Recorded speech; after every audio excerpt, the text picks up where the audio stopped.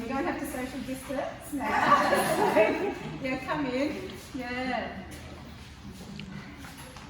Hi, everyone. Thank you so much for coming. I really want to acknowledge that this beautiful gathering of people is occurring on the lands of the Boon Wurrung people, and I want to pay my respects to them and their elders and their ancestors, and especially welcome some beautiful, proud Boon Wurrung women who are here with us today, Sonia and Renee and family members, and also welcome to any other Aboriginal and Torres Strait Islander people who are here with us today. Also welcome, thanks for coming, Letitia, our Deputy Mayor. It's so nice to have you here. Thank yous. I can thank the Inverloch Community Hub for providing the space for this. It's awesome. Thanks Trish for working the bar and also helping hang the exhibition, as did Shane.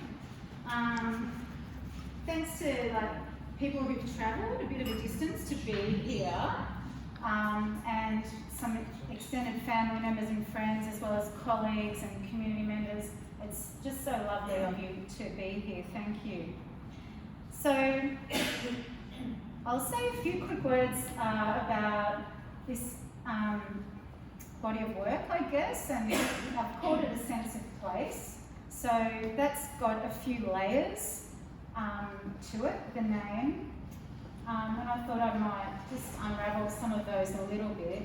So having a sense of place, I guess it's, in a lot of ways, it's all about connection. And so my personal connection with this particular place, Inverloch, started as a bit of a love story, actually.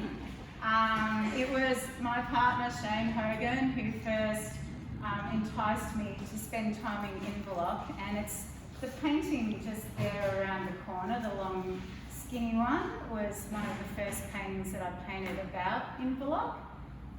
It was just yesterday that Trish, when we were hanging, said to me, she stood back and she's like, Carla, how were you feeling when you painted this? And I was like, oh, gee, okay. That was kind of early on when Shane and I first started dating, and I was still living in Melbourne, and I was coming down to Inverloch and spending time here, and I was living, in a really built-up area, in an apartment, and I'd been seeing a lot of walls. And I'd come down here, and I could just, it was a sight for sore eyes. My eyes were sore, and Inverloch was so beautiful. Yeah, and so I was falling in love with Shane, and also falling in love with Inverloch as well.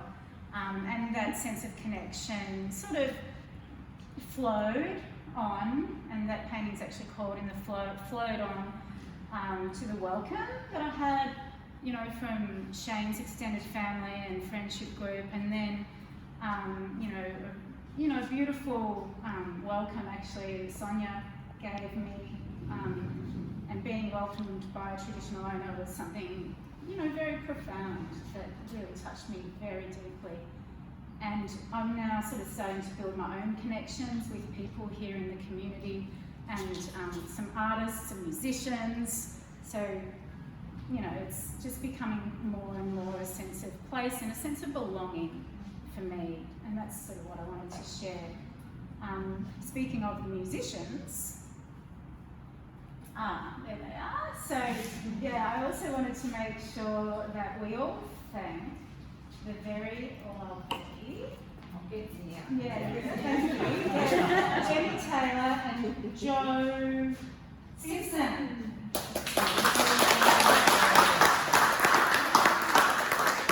Yeah, thank you so much for kindly offering to play for us. It's beautiful.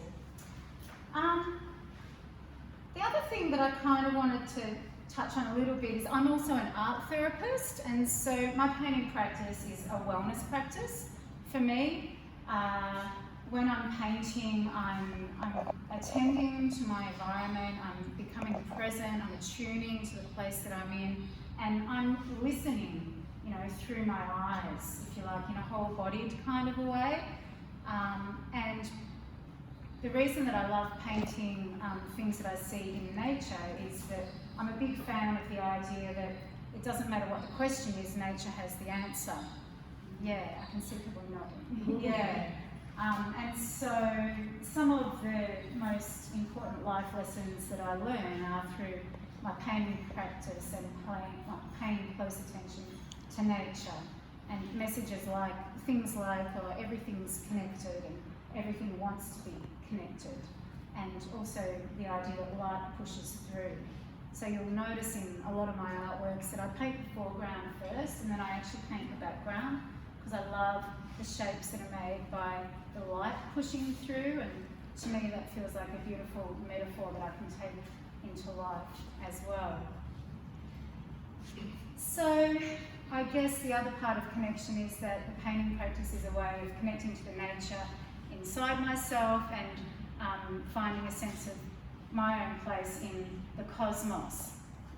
And the reason for having an exhibition, and artists who are present might relate to this, is not necessarily, the success of an exhibition isn't gauged by the volume of sales, okay? But the reason to exhibit is because it's the life purpose of artworks is to be seen, just like the life purpose of music is to be heard, or the life purpose of perfume is to be smelled. Right? So thank you for being here to see, and yeah, it's certainly for me not about selling artworks, it's about them having a life in the world, and I'm thrilled that you've allowed them to be part of your life. I'd like to invite you perhaps to engage with your seeing in a different way from like judging whether it's a good artwork or a bad artwork, or whether you should like it or not, but rather just to let yourself notice how it touches you. If it like connects with your own life experience in some way, with your emotions or your memory, or if it moves you and catches your eye and makes your eyeballs move in a particular way. So just notice actually how you get affected, and I hope that some trace of my appreciation for this beautiful place and my mindfulness in my painting practice, I hope that exerts itself on you in some way. Thank you.